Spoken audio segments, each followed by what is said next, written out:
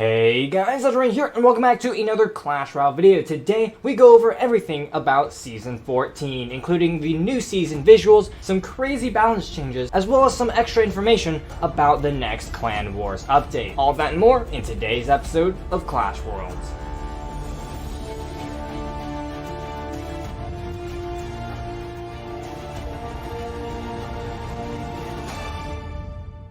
Hey guys, Legendaray here, and welcome back to another episode of Clash Worlds. In this not-so-weekly show, we go over the newest announcements from the Clash Royale team, the hottest topics in CR Esports, as well as what's going on in the community. Then we'll finish off the episode by breaking down the meta and featuring my off-meta Deck of the Week. If you're enjoying Clash Worlds, then please leave a like down below and subscribe to the channel. Also, go check me out on my social media, and if you'd like to support me in-game, feel free to use code Legendaray in the shop. But before we get into the video, it's sponsor time. Today's video was brought to you by Surfshark VPN. Now, as some of you may know, I actually lived in China for a few years, and in China, a lot of sites such as Twitter and YouTube are actually blocked. So I've had my fair share of experiences with a ton of different VPN brands. And I can tell you right now, Surfshark's VPN has a very wide range of functionalities that can help you secure and improve your internet experience. First off, with Surfshark VPN, you're freeing yourself from any ads, trackers, or malware from even reaching your screen. Sites that countries may block will now become accessible, and you can even gain access to TV shows and movies that aren't accessible in your country. Streaming services allow you access to different shows depending on which country you're in, so with Surfshark, simply change the location that you're browsing from and enjoy all the shows that you wouldn't get otherwise. There are a ton of other features as well, so be sure to check out Surfshark some more using my link down in the description. And if you use code Legendaray, you'll get 85% off the VPN, as well as 3 months straight up for free. Surfshark also offers a 30-day money-back guarantee, so there's no risk for you to just give it a try. Again, link is in the description if you guys are interested.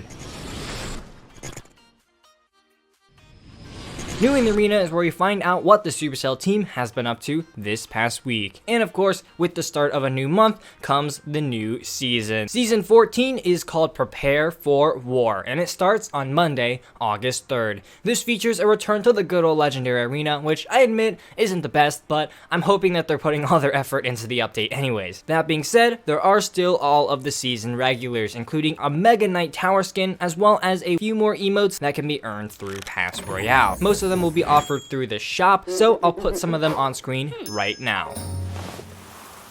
Next up, as most of you know, the Clan Wars 2 update will not be coming with the start of the season, but it's going to be coming a bit later in August. So with that, Supercell is implementing 5 different challenges to help you boost your card levels to get ready for Clan Wars 2. These 5 challenges are called Master the Deck challenges, with game modes specifically to practice beatdown, bridge spam, siege and air cards, tower damage cards, as well as high damage cards. I've asked Drew about it. He says there are supposed to be some pretty good rewards in these challenges, so I can't wait to see them for myself. Next up, of course, let's go over what we know about Clan Wars 2. Now, last weekend, Drew actually put out a community post about what we know so far about the Clan Wars 2 update, clarifying quite a bit of information about what's coming. Now, I'm sure you've heard about this already, so I'll do my best to summarize it while making it pretty short. First off, Clan Wars is being replaced with a river race, meaning that you and your clan will be in a clan boat that tries to travel down the river by completing river tasks. These river tasks can include a boat battle, which is where you attack other clan ships to slow them down,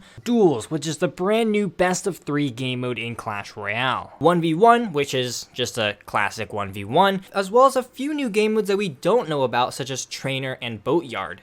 Now, these wars are built around 4 different decks, meaning that you're basically required to build 4 decks in order to participate. Now, these cards are going to be based off of your own collection card levels, so I'm not quite sure how this is going to work, because I'm sure a lot of you guys don't have as many cards leveled up as you would like. Each deck actually has a cooldown period, meaning that you cannot reuse that deck for every single one of your matches. I'm not sure what that cooldown period is, but I guess we'll get information about that later.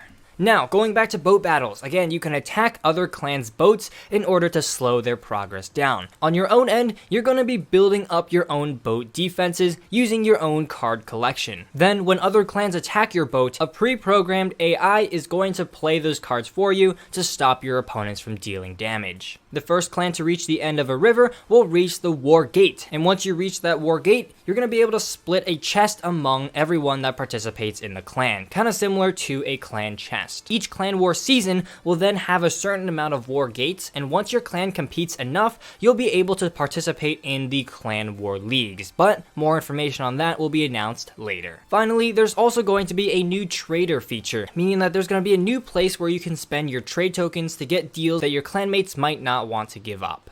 Alright, now that was a lot of information, but of course, Season 14 still has more stuff coming. Of course, live the day after the season starts will be a new set of balance changes, and oh boy, these are a very, very interesting and game-changing set of balances, so let's get right into them.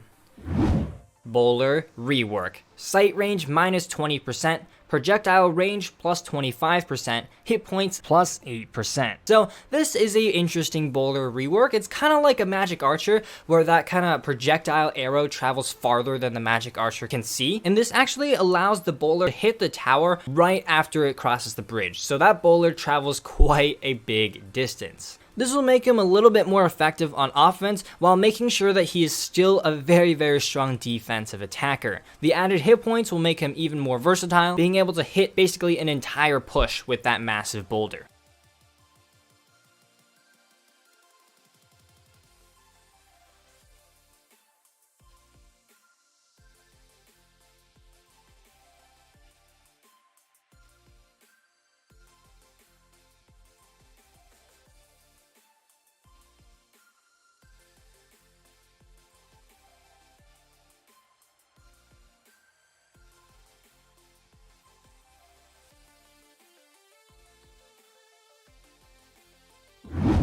Spell Crown Tower damage reduction, 35% to 30%.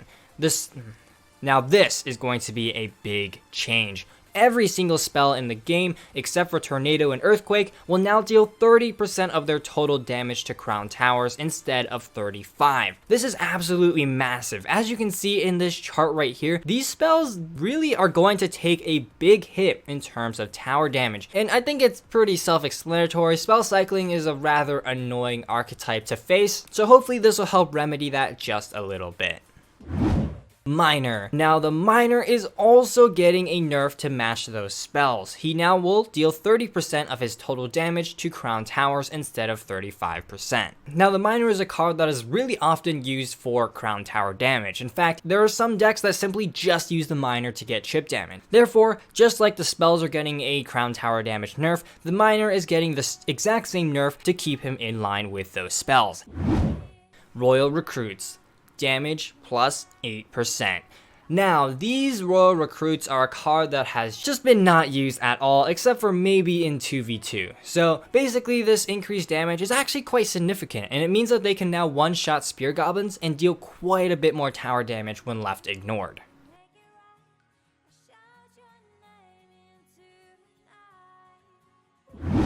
Bats.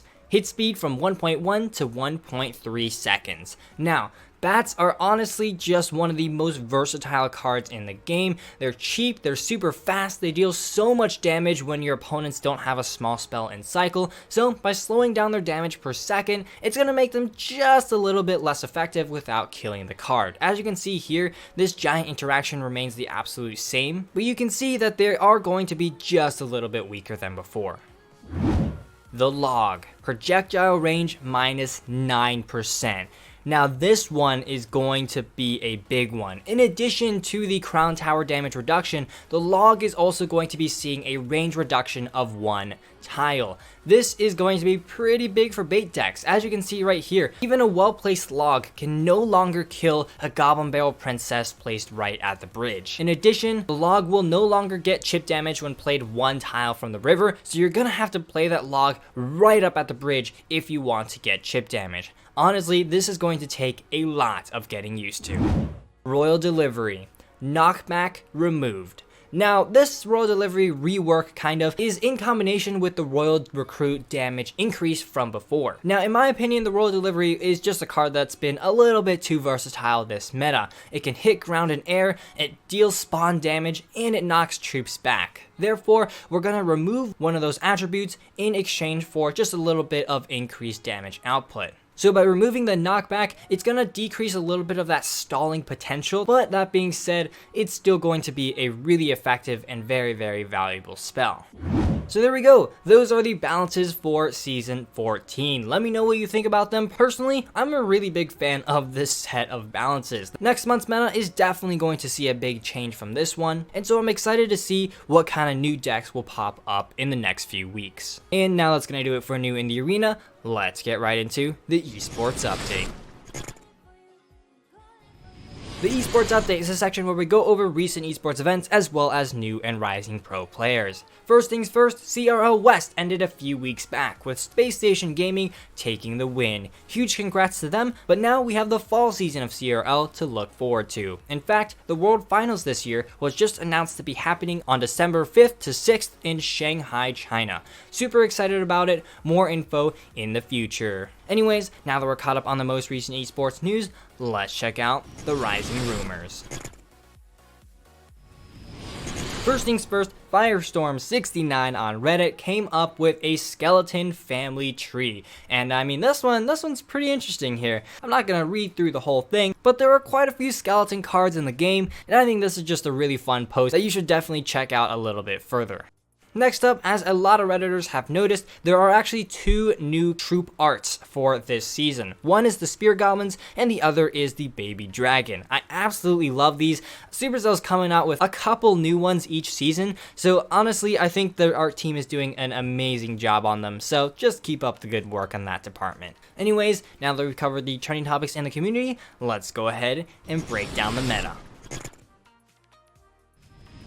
So this next meta is going to look, in my opinion, a little bit different than this current one. With nerfs to all spells, including the minor, that's going to make quite a big impact on how the meta will work. First things first, Graveyard is still going to be just as popular, but in my opinion, it's going to see a bit of a change. First, I don't think the Barb Hut is going to be used as much, as that buffed bowler actually does quite a good job against those barbarians. Instead, we're going to be seeing the return of kind of more classic Splash Yard with the bowler included. Now, the question that we've all been wondering, will Ice Bow still be used? And in my opinion, that's still going to be a yes, although its skill cap is going to be increased because obviously spell cycling is not going to be as effective as an option. Speaking of which, decks will now, in general, be less focused on spell damage. I'm expecting to see the emergence of more decks that are focused on beatdown as well as chip archetypes, as those decks are not as dependent on the constant spell value onto the tower. I don't think spell cycle decks will be dead, as those spells will be just as effective on defense, but I definitely expect a big decrease in usage. Minor will probably still be used. He's just such a versatile card, and what makes him really valuable is how you can have an instant tank wherever you want in the arena. In addition, with the nerf to Log, I also expect Logbake to see an increase in usage as well. So that's the meta for you guys. Now let's check out the off meta deck of the week. That's right, in each Clash Royale episode, we're going to be featuring a deck that works in the current meta. This week's deck was submitted by Jack CR, and it's a very, very interesting deck that he claims functions very, very well at low ladder. And I do have to agree, a lot of these cards are either very effective when under leveled or are rather easy to level up. In addition, this deck includes a lot of cards that lower ladder players do kind of struggle to stop, including the P.E.K.K.A, the Mega Knight, the Prince, as well as that Ram Rider. With this deck, you're just kind of playing reactively to what your opponents have, and then kind of building up a massive counter push to overwhelm your opponents. All in all, pretty simple deck to play, so without further ado, let's hop right into a match.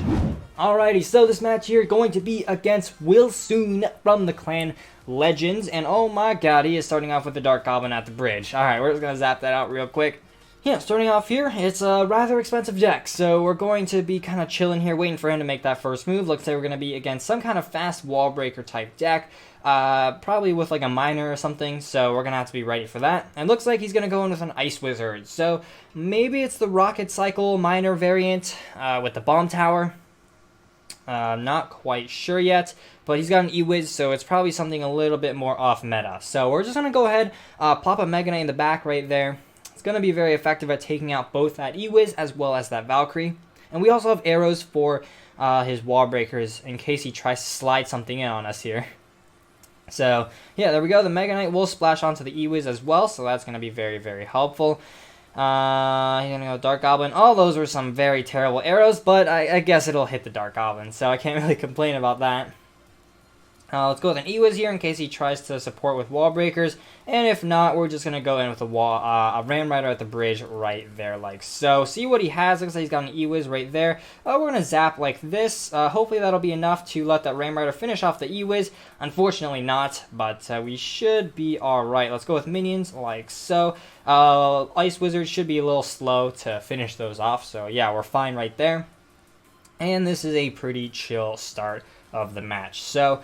And you know, nothing too much, but double elixir is where we're gonna really have the advantage here because this deck is a very, very heavy one. So let's see here. 1 minute and 10. Let's go in with a P.E.K.K.A. in the back. His wall breakers are out of cycle, so I don't think I have to worry about that. And oh my god, he is using a balloon deck. So okay, that makes things a little interesting. Unfortunately, I think we're just gonna have to completely sack this tower and try and build up as big of a push as we possibly can. So let's go with the Prince in the back like so. Yeah, let's just shove a Mega Knight at the bridge as well. See what he has. Let's go in with arrows as quickly as we can onto all this stuff. Mega Knight jumps onto the tower. He's going to get that Lumberjack down, but it gets completely destroyed. Let's go ahead and shove a Ram Rider in the opposite lane like so. I don't think he has the elixir to defend, and look at this, Mega Knight Prince on the King Tower, Ram Rider in the opposite lane like so. I'm just going to zap out that E-Wiz, and this is looking like a 3-crown victory here as the Prince finishes off that King Tower. So as you can see, by, you know, kind of sacking the tower, we were able to play the deck a little bit more like a beatdown one, and we were able to just build up a push that the opponent simply was not able to stop. So there we go, guys. That was the off-minute deck of the week. Definitely recommend you guys give the deck a try. It's a really fun one, and it's definitely really easy to pick up. If you want to submit your own deck to be featured, feel free to leave it in the comment section below. But unfortunately, guys, that's all I've got time for in today's episode. Huge thanks to all of my channel members. You guys are the absolute G's. If you enjoyed, please leave a like down below, as well as a subscription to my channel. And as always, this is Legendaray, and I'm signing off. See you guys next time.